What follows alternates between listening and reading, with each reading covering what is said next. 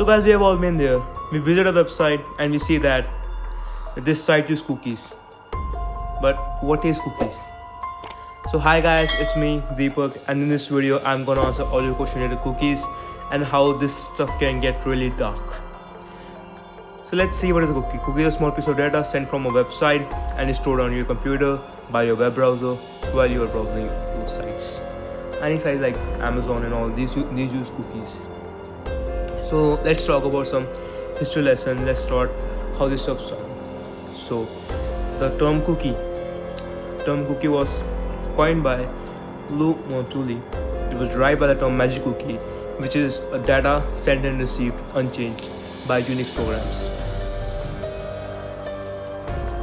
But what does it have to do with cookies? So prior to cookies, websites like Amazon did not have a way of remembering which customer added what to his cart. So like you exit your session, and when you come back to your site, you don't know what you have added to your cart.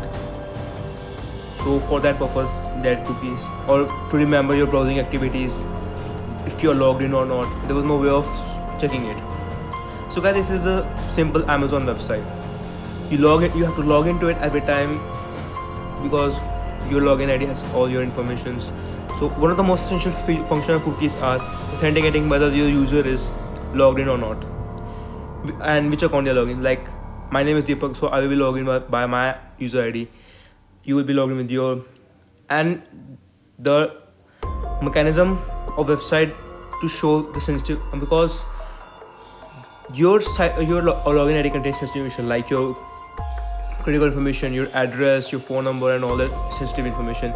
So it cannot mess up there. It cannot send my information to your system, and that's why cookies are necessary. So let's see, this is a user and there is a website. User make an HTTP request and website responds with an HTTP response. But at the same time, if you are first time visiting the website, it will send to a cookie. This is a first party cookie.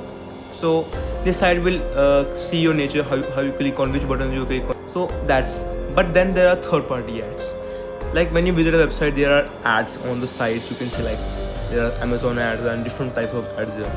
So those sites that send those ads will also send cookies to your system, and they will also have your information about that you visit this site, so you have this particular interest. Like if I'm visiting like a phone, like I'm checking a phone here, like Samsung phone or any phone, like I'm checking, and those ads will see that I am interested in buying this phone, so they will show the next time I visit some website and those ads are there. So they will, like if they're Amazon ad, they will show me the Amazon's Samsung phone rates, or Flipkart will show me their ones.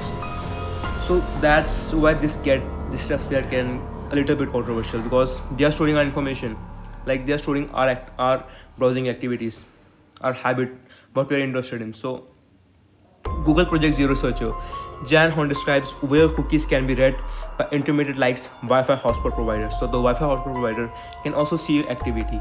So he recommends that we should use incognito mode. But as we know that incognito mode is not safe nowadays also, because something happened recently. So most websites use cookies as the only identifier for user sessions.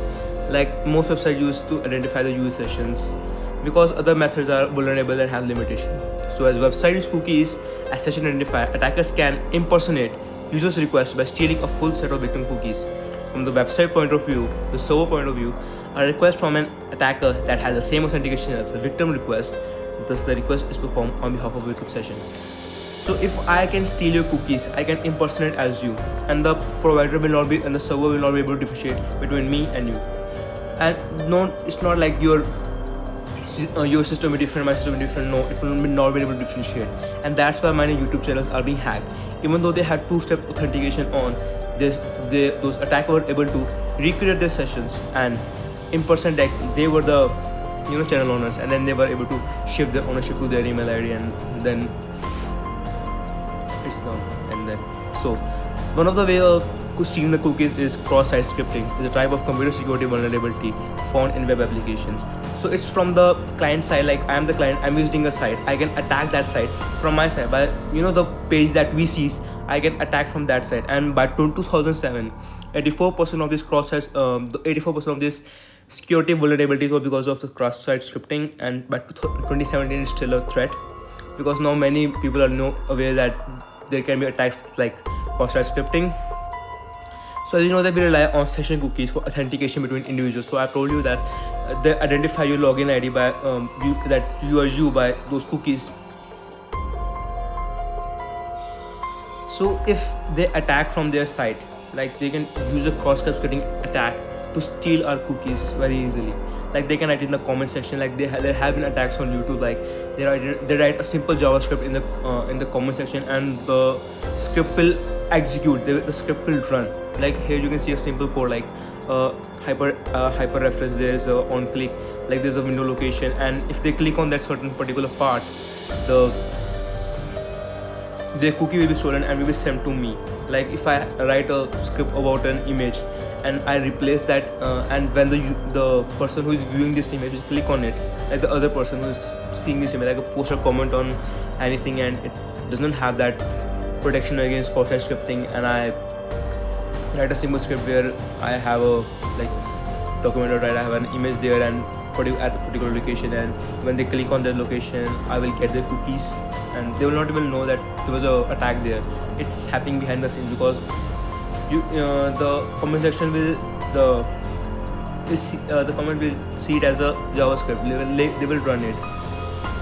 So that's one of the problem with cross-site scripting. So like cross-site scripting, there are other things like cross-site forgery and other way of stealing your cookies. So you just have to be really careful nowadays on web while you're browsing anything. So just be careful. And if you want me to make an in-depth video about these cookies, because there are a lot of such like cookies about trailing. I talk about trailing cookies a little bit in this video. I didn't mention the name trailing cookies, but if you want me to make a complete video about cookies, their types, and how they can be stolen, and how we can protect our systems, or just write down in the comment section, like the video and subscribe.